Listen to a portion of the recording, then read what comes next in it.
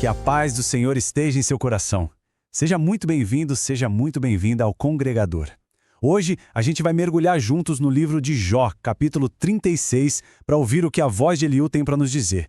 Então, prepara o coração, viu? Porque essas são palavras que tocam fundo, especialmente para quem já passou por aquele momento difícil e se perguntou: meu Deus, onde é que o Senhor está no meio de tanta dor? E para guiar essa nossa reflexão, vamos começar com uma pergunta. Daquelas, né? Uma pergunta que talvez já tenha sido feita aí no silêncio do seu quarto.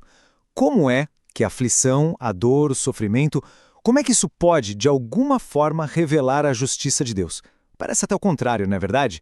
Mas olha, essa é a questão central que Jó 36 enfrenta com uma coragem assim impressionante. Fica aqui comigo para a gente descobrir junto. E veja só como Eliú começa a falar. Ele não chega com o pé na porta acusando, sabe? Como os outros amigos de Jó fizeram. Ele pede: tenha um pouco mais de paciência comigo. É um pedido humilde, quase um apelo para poder defender a honra de Deus. O que ele está dizendo é que mesmo quando tudo parece escuro, ainda existem verdades a serem ditas em favor do nosso Criador. O ponto de partida do Eliú é uma verdadeira virada de chave. Ele nos convida a fazer algo que é muito difícil. Por um instante, tirar os olhos da nossa própria dor e focar na justiça de quem nos criou. Ele está nos mostrando que a resposta para o nosso sofrimento não começa na gente, mas em quem Deus é. É uma mudança de perspectiva radical, percebe? E aqui está a base, o alicerce de todo o argumento dele. Eliú afirma que Deus é poderoso. Sim, com certeza.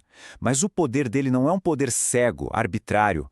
É um poder que tem um propósito firme. Um poder que jamais despreza o ser humano.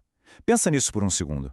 O ser mais poderoso de todo o universo tem um propósito firme. E nós estamos incluídos nesse propósito.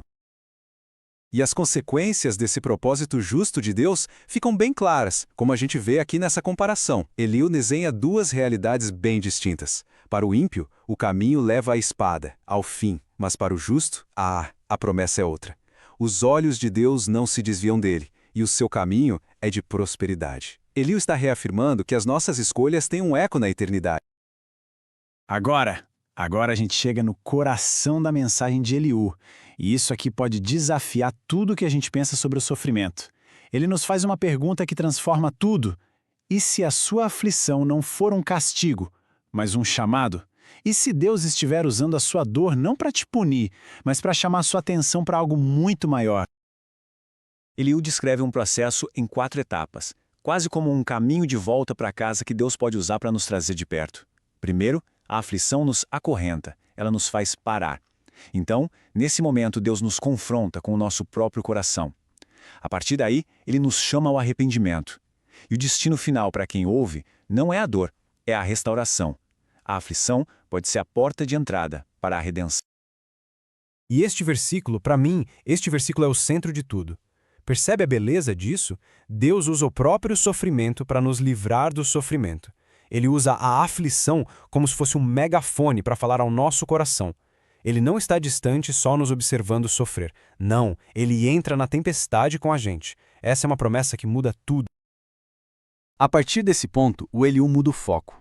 Ele nos convida a levantar a cabeça e parar de olhar para o chão da nossa dor, para a gente poder contemplar a imensidão do céu. Ele pergunta: quem é mestre como ele? E a resposta ecoa no silêncio da nossa alma: ninguém. Absolutamente ninguém se compara ao nosso Deus. E essa admiração ela só cresce. Eliú nos lembra de uma coisa fundamental. A nossa mente ela tem um limite. Chega um ponto em que os nossos porquês se calam. E tudo o que resta é a adoração. A grandeza de Deus não foi feita para a gente entender por completo, mas para a gente reverenciar. E para nos ajudar a ter uma pequena noção disso, Eliú aponta para algo que a gente vê todos os dias: as nuvens. Quem de nós consegue explicar por completo como é que ele estende as nuvens pelo céu? Em cada formato de nuvem, em cada gota de chuva, tem um sermão silencioso sobre o poder e a soberania do nosso Deus. Nossa, que imagem forte! O relâmpago, essa força da natureza que é tão avassaladora, não é um caos aleatório. Na visão de Eliú, Deus segura o relâmpago em suas mãos e dá um destino para ele. Isso fala de um poder que não é só imenso, mas que também é preciso, é intencional. E para coroar essa visão da grandeza divina, Eliú nos lembra: Deus é eterno. As nossas tempestades têm data para acabar. A nossa vida é um sopro, mas o Deus a quem a gente serve está fora do tempo. Os anos dele são incontáveis. Ele não vê só a sua dor de hoje, ele vê a sua história inteira, sob a luz da eternidade. Então, depois de contemplar tudo isso, o que nos resta fazer? Eliú é bem direto.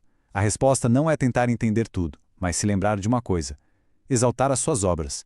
A nossa resposta final à grandeza de Deus não é a análise, é a adoração. Não é a pergunta, é o louvor. E o melhor de tudo é que essa adoração não se baseia em segredos ou em algo escondido. A obra de Deus, diz Eliú, está aí, à vista de todos, da pessoa que está mais perto àquela que está mais distante. Todo mundo pode contemplar a sua glória. A pergunta não é se Deus se revela, mas se nós estamos dispostos a olhar.